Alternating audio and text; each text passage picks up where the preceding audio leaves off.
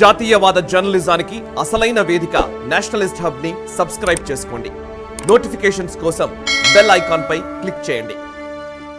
And ఇక next అంశం sir, political అంశాల్లోకి వెళ్దాం. ఇప్పుడు ఇండియా అలయన్స్ ఇవన్నీ ఏదో నడుస్తూ ఉంది. SP and Samajwadi party Congress టైఅప్తో ఉత్తరప్రదేశ్లో వెళ్ళాలి అని అనుకుంటున్న ఒక ప్రక్రియ అయితే నడుస్తోంది. Even Aam Aadmi party Congress party కలిసి వెళ్ళడము, ఈవెన్ మమతా బెనర్జీ కూడా 1-2 సీట్లు కేటాయిస్తాను అని చెప్పింది. బయట రాష్ట్రాల్లో అయితే నేను ఇస్తాను, బయట రాష్ట్రాల్లో కలిసిపోదాం, కాకపోతే వెస్ట్ బెంగాల్ వరకు మాత్రం కావాలంటే 2 సీట్లు ఇస్తాను అన్నట్టుగా చెప్తున్నట్టుగా కనబడుతోంది. బట్ కాంగ్రెస్ పార్టీ ఎంత వస్తే అంత నయం అన్నట్టుగా కాంగ్రెస్ పార్టీ పరిస్థితుంది. ఇంకోవైపు భారత్ జోడో యాత్రకి విరామం ప్రకటించారు రాహుల్ గాంధీ. కేంబ్రిడ్జ్కి వెళ్ళిపోయారు. సో ఇప్పుడు ఈ కేంబ్రిడ్జ్లో డిసైడ్ అవుతుందేమో దేశ రాజకీయాలు, ఎన్నికలు. చాలా మంది అనుకుంటారు కేంబ్రిడ్జ్కి వెళ్తారు, ఆక్స్ఫర్డ్కి వెళ్తారంటే వాళ్ళు పిలిచుంటారు, వాళ్ళు పిలిచిన తర్వాత కాదు. నేను కూడా వెళ్ళి కేంబ్రిడ్జ్లో 2 రూమ్లు రెంట్ తీసుకోవచ్చు, లెక్చర్ హాల్స్. ఇక్కడ కూడా చాలా మంది కాలేజెస్లో ఉంటాయి, రెంట్ తీసుకోవచ్చు. మీరు ఇన్ని లక్షలు ఉంటుంది, లేకుండా ఇన్ని వేలు ఉంటుంది అని చెప్పి కట్టేస్తే మీకు 1 day, half an hour, 1 hour, 5 hours అని టైమింగ్స్ ఉంటుంది. దాన్ని బట్టి మీరు ఆర్గనైజేషన్ వాళ్ళు కండక్ట్ చేస్తారు. ఇండియన్ ఓవర్సీస్ కాంగ్రెస్ అని వీళ్ళకి ఒక ఇంటర్నేషనల్ వింగ్ ఉంది, Sam Pitroda as head of it. వాళ్ళు బుక్ చేసుకుంటారు. ఒక రాహుల్ గాంధీ వస్తున్నాడు, మీరు అందరు రండి అంటే వాళ్ళ పార్టీ వాళ్ళే తెచ్చుకుంటారు. అక్కడ ఉన్న లండన్ కానివ్వండి, న్యూయార్క్ కానివ్వండి, ఎక్కడైనా కానివ్వండి. వాడు వచ్చి వాళ్ళలో కూర్చుంటాడు. వీడేదో మాట్లాడతారు, అందరికి తెలుసు. వాళ్ళ వీడియోలు మనం చాలా చూసాం. మనం కేంబ్రిడ్జ్ యూనివర్సిటీ ఒకటి అడిగితే ఒకటి చెప్తాడు. రాహుల్ గాంధీ ప్రసంగం అంటే ఏమని అడిగితే ఉమెన్స్ ఎంపవర్మెంట్ అంటే నరేగా గురించి మాట్లాడతాడు. అట్లా చాలా ఉన్నాయి. కానీ మీరు అడిగిన ప్రశ్నకి ఇప్పుడు కాంగ్రెస్కి ఒక్కటే సక్సెస్ స్టోరీ యూపీ. వీళ్ళు అడిగింది 10 సీట్లు, ఆఫర్ చేసిన 10 సీట్లు ముందు సమాజ్వాదీ పార్టీ, ఇప్పుడు 17 సీట్లు ఇచ్చారు. దాంట్లో మొరాదాబాద్ ఒకటే డిస్ప్యూట్ ఉండే, అది వీళ్ళకి కావాలంటే కాదు, మేము మాకే కావాలని చెప్పేసి వాళ్ళు పెట్టుకున్నారు సమాజ్వాదీ పార్టీ. ఇన్ఫాక్ట్ వాళ్ళు అనౌన్స్ చేసేసారు వాళ్ళ సీట్లు. దానికోసం కాంగ్రెస్ వాళ్ళు ఇంకా ఏడుస్తున్నారు. ఈ ఇచ్చిన సీట్లన్నీ బీజేపీ 3 లక్షల కన్నా ఎక్కువ ఓట్లతో గెలిచిన సీట్లు, చాలా మటు కాంగ్రెస్కి ఇచ్చిన సీట్లు. ఓకే, కాంగ్రెస్కి ఇచ్చిన 17 సీట్లలో మెజారిటీ సీటు ఇప్పుడు ఎవరైనా 3 లక్షలు 4 లక్షల ఓట్లతో గెలిచిన సాయి ఓడిపోవడం అసలు ప్రసక్తే లేదు. No chance. 5%, 10% swing, 20% swing. అటు 3 లక్షల ఓట్లతో గెలిచిన మనిషి ఎట్లా ఓడిపోతాడు? అట్లాంటి సీట్లు ఇచ్చాడు. లాస్ట్ టైం మీకు గుర్తుంటుంది, Mayawati and Samajwadi party had a tie up. Mayawati చాలా ఓట్లు తీసుకొచ్చింది. ఆమె అక్కడ ఒక్కటే కాదు, మధ్యప్రదేశ్ చూడండి, రాజస్థాన్ చూడండి. She is very resourceful. మన అందరు రైట్ ఆఫ్ చేసేసాం పాప ఆమెని. కానీ ఈవెన్ నౌ ఆమె ముస్లిం జాతీయ ఓట్ బ్యాంక్ని ఆమె మినిమం ఒక్కొక్క కాన్స్టిట్యున్సీలో 20-30 వేల ఓట్లు తీసుకొస్తుంది. వీళ్ళని తీసుకొచ్చారు 2,000 ఓట్లు, 3,000 ఓట్లు, 4,000 ఓట్లు యూపీలో, అది కూడా లోక్సభ కాన్స్టిట్యున్సీలో. దానికోసం ఫస్ట్ ఆఫర్ చేయలేదు అఖిలేష్ యాదవ్. వద్దు, మాకు అక్కర్లేదు, మీరు సపరేట్గా పోటీ చేసుకున్నారు. స్ట్రాంగ్గా ఉన్నవాళ్ళు కాంగ్రెస్కి ఇచ్చి ఇబ్బంది పడాలనుకోరు. స్ట్రాంగ్గా లేనప్పుడు ఏముంది, ఇవ్వచ్చు కదా. ఇప్పుడు యూపీలో సమాజ్వాదీ పార్టీని ఎవడు అడిగాడు అసలు? ఇప్పుడు కాంగ్రెస్కి వాళ్ళు సీట్లు ఇవ్వడం ఏంటి అసలు? ఇప్పుడు అట్లాంటి పరిస్థితి ఉంది యూపీలో. నేను కూడా నిన్న అయోధ్యకి వెళ్ళొచ్చాను. అయోధ్య, కాశీ, ఎక్కడ దాకా వెళ్ళి చూసి వస్తే అసలు మామూలుగా లేదు వాతావరణం. అది కళలో కూడా ఊహించి ఉండరు. యూపీలో ఇంకెవడో అసలు వేరే ఆలోచన లేని పరిస్థితి కనబడుతుంది. అది డెఫినెట్గా, ఎందుకంటే రామ్ మందిర్ ప్రాణ ప్రతిష్ఠ జరిగిన తర్వాత there is a wave and దాని సెంట్రల్ ఇస్ యూపీ. అక్కడ జరిగింది అది. సో దాని ఇంపాక్ట్ డెఫినెట్గా ఉంటుంది. అండ్ కరెక్ట్ ఎలక్షన్ కన్నా 2-3 నెలల ముందు చేశారు అది మీరు కూడా మనం వెళ్ళినప్పుడు మీరు చూస్తుంటారు. లక్షలాది మంది ఇప్పుడు కూడా వస్తున్నారు. మంది అసలు మామూలుగా లేదు. ఇప్పుడు స్కూల్ ఎగ్జామ్ టైం కొంచెం తగ్గి ఉంటుంది, కానీ ఇంకా ఎగ్జామ్ తర్వాత మళ్ళీ పెరుగుతుంది నంబర్స్. సో ఒక వేవ్ వస్తుంది. అది అండర్స్టాండ్ చేసుకుంటే పొలిటీషియన్ చాలా మందిగా అర్థం చేసుకుంటారు. దానికోసం మీరు చూశారు, మమతా బెనర్జీ పక్కన పెట్టేశారు కాంగ్రెస్ని. మీకు ఇస్తే 2 సీట్లు ఇస్తే తీసుకెళ్ళిపో అంతే, లేకుండా వద్దని చెప్పేశారు. ఆమ్ ఆద్మీ పార్టీ ప్రాబ్లం ఎక్కడ వచ్చిందంటే, లాస్ట్ టైం ఢిల్లీలో కొన్ని సీట్లు వీళ్ళకి 2 లక్షలు వస్తే వాళ్ళకి 2 లక్షలు వచ్చి బీజేపీకి 4 లక్షలు బీజేపీ కలిసేశారు. వీళ్ళేమంటారు, మేము 2 లక్షలు కలుపుకుంటే మా 4 లక్షలు, బీజేపీ 4 లక్షలు ఒకసారి కొట్టొచ్చు బీజేపీ అని చెప్పి. నా అంచనా ప్రకారం ఢిల్లీలో BJP may lose 1 or 2 seats, 1-2 సీట్లు పోతుంది బీజేపీది. లాస్ట్ టైం మొత్తం స్వీప్ చేశారు, 7 వచ్చేస్తుంది వాళ్ళు. పంజాబ్ బీజేపీ నెవర్ హ్యాడ్ అదే. నాకు మొన్న కూడా ఎవరో పొలిటికల్ డిబేట్లో ఎవరో మాట్లాడుతూ నవ్వాను నేను. బీజేపీకి పంజాబ్లో పెద్ద దెబ్బ ఏంటంటే, బీజేపీకి పంజాబ్లో ఎప్పుడు అక్కడ 2 సీట్లో 1 సీట్లో గెలుస్తుండే BJP, because senior partner was Akali Dal. Never BJP. 84 నుంచి బీజేపీకి అసలు ఫామ్ అయినప్పటి నుంచే బీజేపీకి అసలు పంజాబ్లో 1-2-3 సీట్లు వస్తుంది అంతే. అది కూడా అలయన్స్ పార్ట్నర్గా. సో అక్కడేం పెద్దది. So Aam Aadmi Party is very smart. వాళ్ళు అర్థం చేసుకున్నారు వీళ్ళని ఎక్కడ యూజ్ చేయాలో కాంగ్రెస్ వాళ్ళని అర్థం చేసుకున్నారు. ఢిల్లీలో వాళ్ళు స్ట్రాంగ్.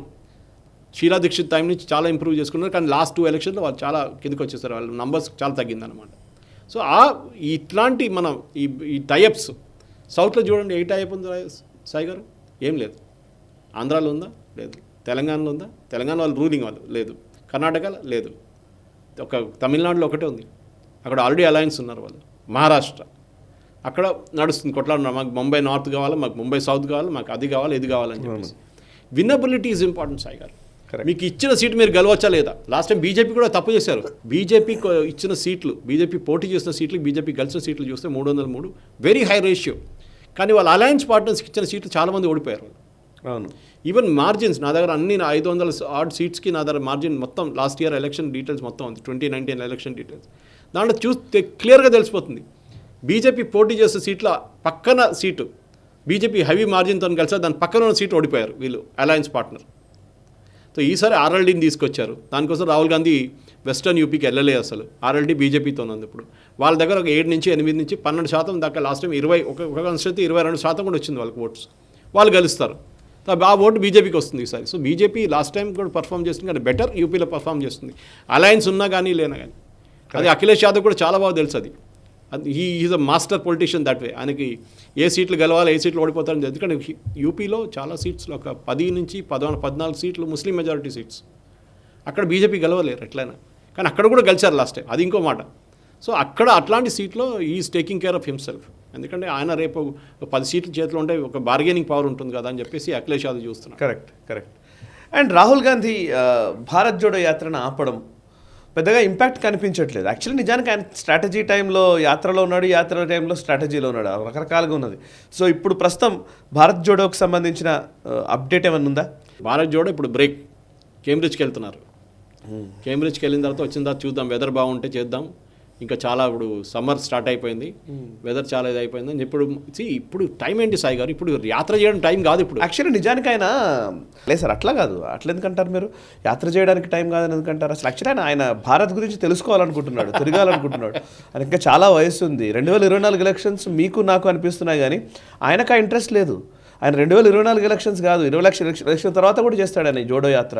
ఇంకో 20 ఏళ్ళు ఆయన పనిచేద్దాం అనుకుంటున్నాడు. మెచ్యూరిటీ లేదు నిజానికి. ఈ మాట ఎవరన్నారు తెలుసా? కాంగ్రెస్ నాయకుడు అన్నమాట ఇది. మెచ్యూరిటీ లేదు. ఒక రిపోర్టర్ని, నువ్వు ఏ పార్టీ, నువ్వు ఏ ఛానల్ నుంచి వచ్చినావు, అదా నీ మాలిక్, మీ ఓనర్ పేరేంటి, నువ్వు దళితు కాదు కదా, మీ ఆఫీస్లో ఎంతమంది దళితులు ఉన్నారు, కాంగ్రెస్ వర్కింగ్ కమిటీలో ఎంతమంది దళితులు ఉన్నారు, కాంగ్రెస్ ప్రెసిడెంట్ సీతారాం యెచూరి గారిని, సీతారాం కేసరి గారిని పక్కన పెడితే ఎవరున్నారు దళితుగా? ఇప్పుడు మల్లికార్జున ఖర్గే గారు ఉన్నారు. మీరు దళిత్ అని మాట్లాడుతున్నారు. మీరు అంటున్నారు బ్యూరోక్రసీలో దళితులు అసలు చాలా తక్కువ అంటున్నారు. ఎందుకు? మిగతా మీ పార్టీలో చూడండి, ఎక్కడెక్కడ పవర్ఫుల్ పొజిషన్స్లో టాప్ లెవెల్ ఎవరు ఉన్నారు. ఇది రాహుల్ గాంధీ ఫస్ట్ అర్థం చేసుకోవాలి. ఈ క్యాస్ట్ మీద మాట్లాడడం ఏం అర్థం కాదు. రిపోర్టర్ని పిలిచి మీ ఛానల్లో ఎంతమంది దళితులు ఉన్నారు, మీ న్యూస్ పేపర్లో ఎంతమంది దళితులు ఉన్నారు చూడండి, దళితులు అసలు ఎవరు లేరు అని చెప్పేసి. లాస్ట్లో కష్టం ఏమైందంటే ఆయనకి అడిగిన తిట్టిన మనిషి ఆయన కొట్టారు కాంగ్రెస్ వాళ్ళు పాప రిపోర్టర్ని. ఆడు దళిత్ యాక్చువల్లీ, తర్వాత తెలిసింది ఆడు దళిత్ అని చెప్పేసి. ఇప్పుడు అపాలజైజ్ చేస్తున్నాడు, సారీ అంటున్నాడు. కేసు ఫైల్ చేశారు ఎవరు? రాహుల్ గాంధీ మీద. అప్పుడు సో ఈ హైలైట్ జోక్ ఏంటంటే జీషన్ సిద్దికి మీరు వినుంటారు, మహారాష్ట్రలో కాంగ్రెస్ ఎమ్మెల్యే జీషన్ సిద్దికి పార్టీని వీడుతూ ఆయన చెప్పిన మాట ఏంటంటే, రాహుల్ గాంధీని కలవాలంటే 10 కిలోలు వెయిట్ తగ్గాలని అడిగారంట ఆ టీం మెంబర్స్.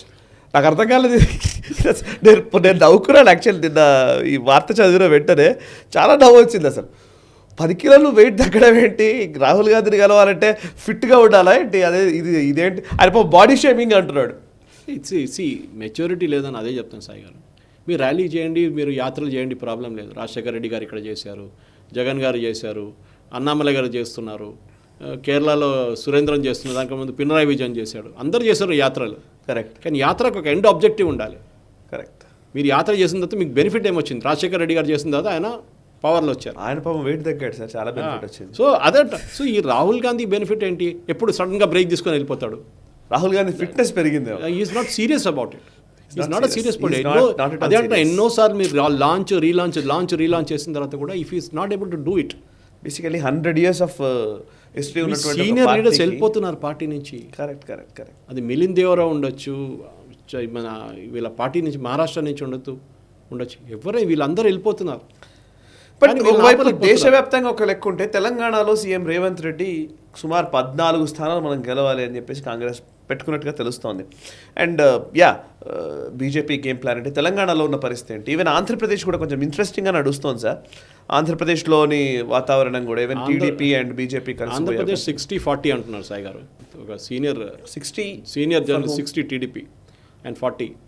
అండ్ దాంట్లో ఎట్లయిపోయిందంటే మీరు లాస్ట్ ఎలక్షన్ అనలైజ్ చేస్తే, లోక్సభ ఎలక్షన్ అనలైజ్ చేస్తే, మీరు అరకు ఇడిచేసిన తర్వాత శ్రీకాకుళం నుంచి మీరు టిల్ ఐ థింక్ ఒంగోలు దాకా వచ్చినప్పుడు దాకా TDP did really well. TDP and Janasena especially ఆ కాంబినేషన్ వర్క్ అయింది అక్కడ. కానీ మీరు కడప వైపు వచ్చినప్పుడు, నెల్లూరు కడప ఆ సైడ్కి వచ్చినప్పుడు వాళ్ళ స్ట్రెంగ్త్ తగ్గింది. అసలు జనసేనకి స్ట్రెంగ్తే లేదు అక్కడ. ఈ టైఅప్ అని ఇప్పుడు నడుస్తుంది, టాక్స్ నడుస్తుంది. అది అంటున్నారు టీడీపీతో టైఅప్ నడుస్తుంది, టాక్స్ నడుస్తుంది. కానీ టీడీపీతో బీజేపీ వెళ్ళదు. వీళ్ళు ఇద్దరు పొత్తు పెట్టుకుంటారు. ఎవరు? జనసేన అండ్ బీజేపీ పొత్తు ఉంటుంది. వాళ్ళు సపరేట్గా క్యాంపెయిన్ చేస్తారు. వీళ్ళ క్యాంపెయిన్లో నాయుడు గారు రారు.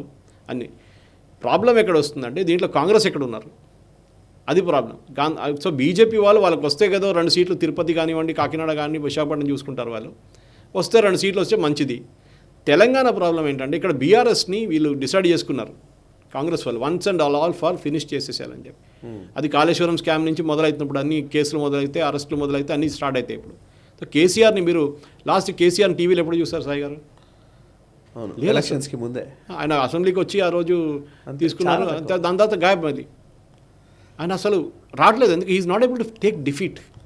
సో ఓడిపోవడం అనేది న్యాచురల్, చాలా natural Sai. That is a problem. Actually చాలా వరకు ఈ రీజనల్ పార్టీస్లో ఈ ప్రాబ్లం ఉంటుంది. ఏ పార్టీ అయినా ఈవెన్ లైక్ వాళ్ళు ఓడిపోయారంటే మొత్తం ఇక మా రాజ్యం అయిపోయింది, నాకు మొత్తానికి. అది ఎందుకు అయిపోయింది? బికాస్ మీరు స్కాములు చేశారు, మీరు అవకతవకలు, మీరు మొత్తం స్కాములు చేసిన తర్వాత మీకు భయం ఉంటుంది. నేను వెళ్ళిన తర్వాత నా ఫైల్ అన్ని వీళ్ళ చేతులు ఎందుకు నన్ను పట్టుకుంటారు. మీ హ్యాండ్స్ క్లీన్ ఉంటే మీరు ఏం భయపడక్కర్లేదు. సరే నో ప్రాబ్లం, నెక్స్ట్ ట్రై చేద్దాంలే 5 సంవత్సరాల తర్వాత అని చెప్పేసి.